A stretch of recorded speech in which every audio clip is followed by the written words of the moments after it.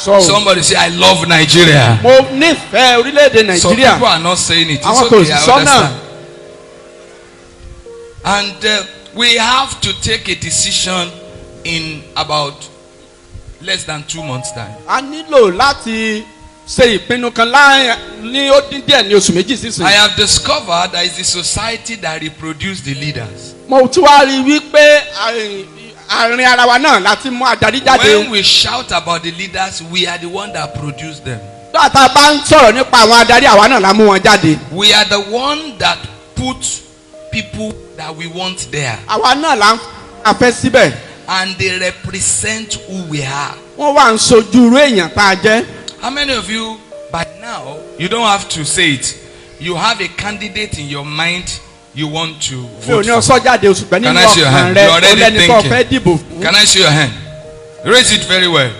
I have already in my mind too. So raise it. I'm not asking you to say it. This is not a political group. Raise it. You are thinking. Okay, let's say it this way. How many of you have a candidate in your mind you wish will win?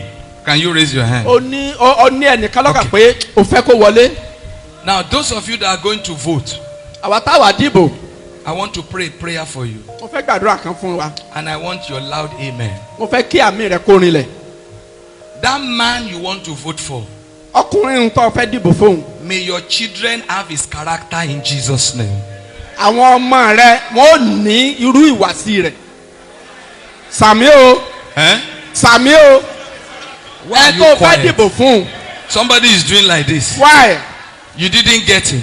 That man you want to vote for, that man you are rooting for, that man you are shouting on Facebook and crying about, may your children have his destiny in Jesus' name.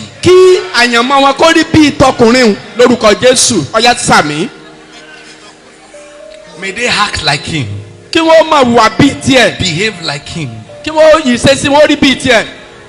You are not saying amen. Sami. Go and think. If you don't want a leader that your children will look like, why do you want to vote for him?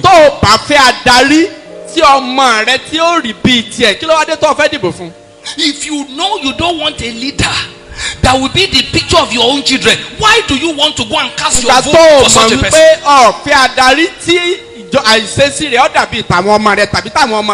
want to pray again. Whoever you vote for, their destiny, good or bad, come upon your children.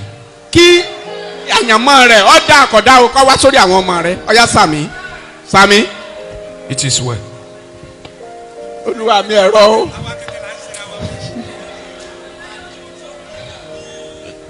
I said this because I want to take the election serious.